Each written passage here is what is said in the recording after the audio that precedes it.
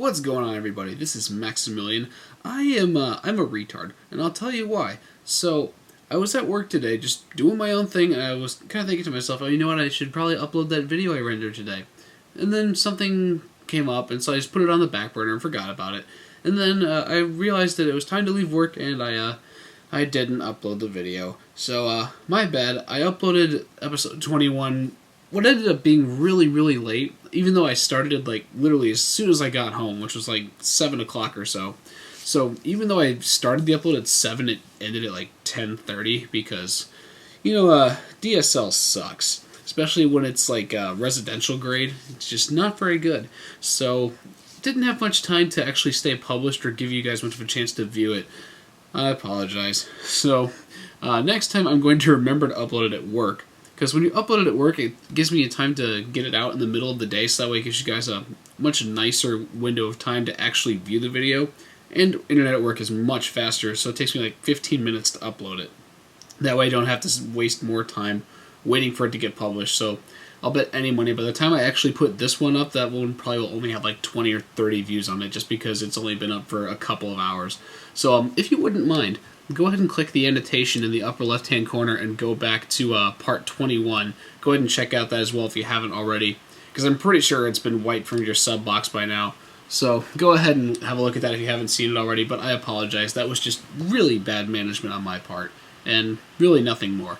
So, we are in the last portion of the underground lair in Mahogany Town, and there isn't too much left to do, but there's quite a lot of Pokemon battles, surprisingly.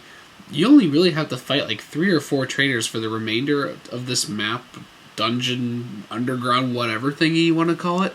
But there's a ton of Pokemon you have to fight, most notably all the Electrodes that you have to faint at the end.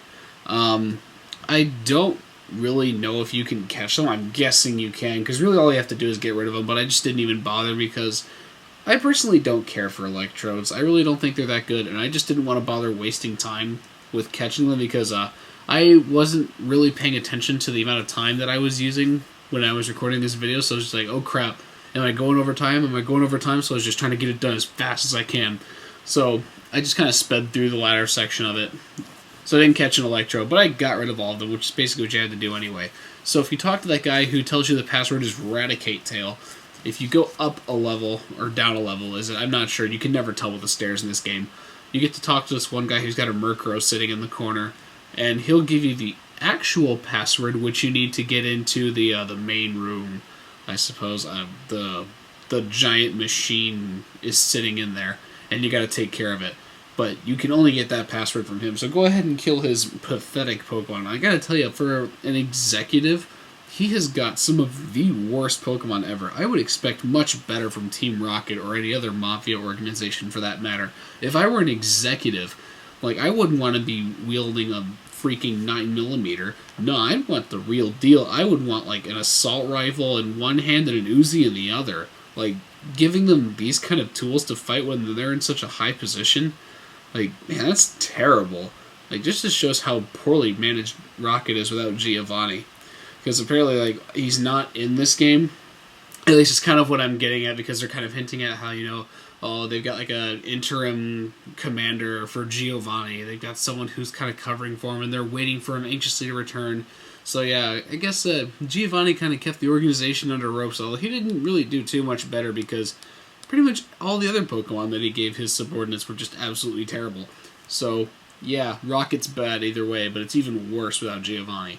So yeah, point being, if you're going to run a Mafia organization someday, if that's what you want to be when you grow up, you're like, I want to be a Mafia boss, then you should probably consider equipping your henchmen and higher-ups, so to speak, with a little bit better equipment and proper defenses to keep your assets safe, if you know what I mean.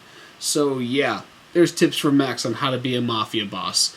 We'll talk about a little more relevant career paths, perhaps in another video. But for now, since the topic is Team Rocket, we're going to stick with Mafia.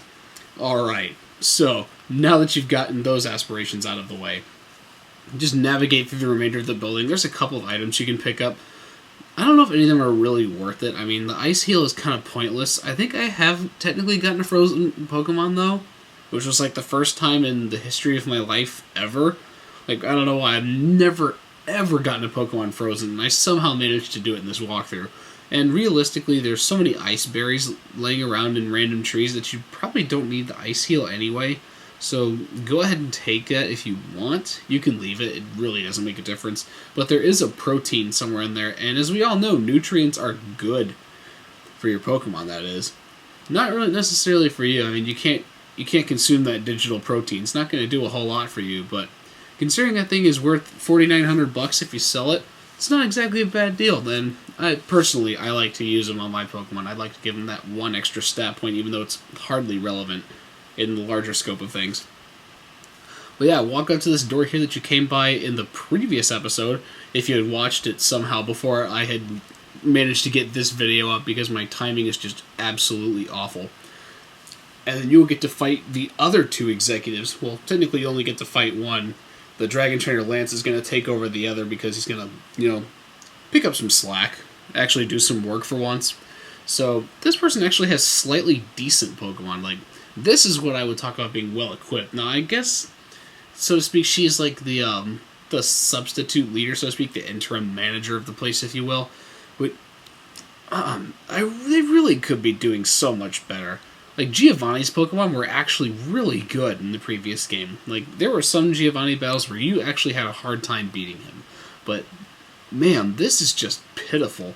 And I'm wondering if it's just because it looks this way, because I just completely skipped over this and ended up level grinding my Pokemon way higher than they ever should have been, because I just completely went on the wrong city for, I don't know, a couple of episodes.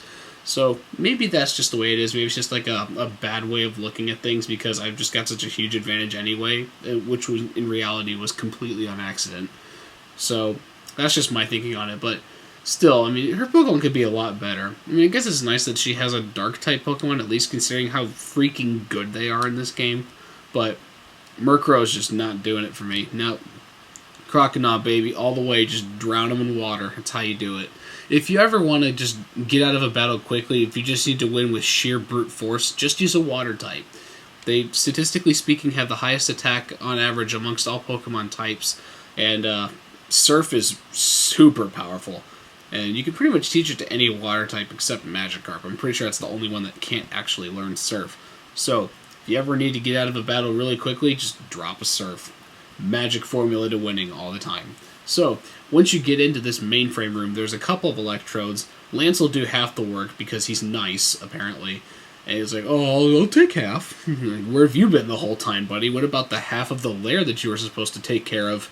Yeah, didn't think about that now, did ya? So, finally, since he's picking up some slack, you don't have to deal with all of them. But you still have to deal with 3 electrodes, which isn't really all that much. Because at this point they do know self-destruct. The trick is just getting them to use it as fast as possible, because really other than that they're just annoying to battle. And if you throw Haunter out there, there's literally nothing they can do to hit you. They have no attack that will affect you at all, because it's all normal type.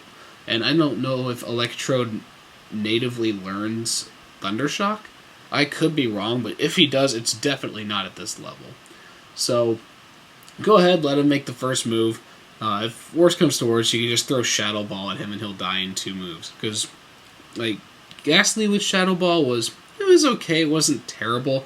But Haunter with Shadow Ball is freaking legit. Like, this is a Pokemon worthy of wielding Shadow Ball. Now that he actually has a decent special stat, like, it actually is a really solid attack. So, that's what I would recommend doing. Go ahead and Shadow Ball him. Otherwise, if you're fortunate, like the second Electrode, he'll just blow himself up for you and save you about 10 to 15 seconds of trouble, really. It's not that much, but, I mean, makes life easier, right? So, take care of the Electrodes. You'll talk to Lance, and he'll reminisce about how your rival Douche is just a jerk, and he doesn't treat his Pokemon well, and he feels sorry for him, blah, blah, blah. Whatever, Lance is kind of a bleeding heart, although he doesn't look anything like it in Red and Blue versions. He just doesn't come across like that at all. And then in Silver, he just comes across like this total pansy, and I have no idea why. Whatever. It's just my opinion. It doesn't really matter at all. Doesn't really matter. So, use that handy-dandy escape rope you have in your pack. I hope you have one in your pack, because otherwise you're going to have to go all the way out of there. I guess you could use teleport. I don't know if that works inside buildings or not. I can't remember. I would say that it probably doesn't, but I don't know if I'm right, so I didn't try it. I just had an escape rope from somewhere. No idea where I got it. I probably picked it up off the ground, so I figured, let's put this to good use. So I cheated and took the short way out. That is another episode. Come back next time.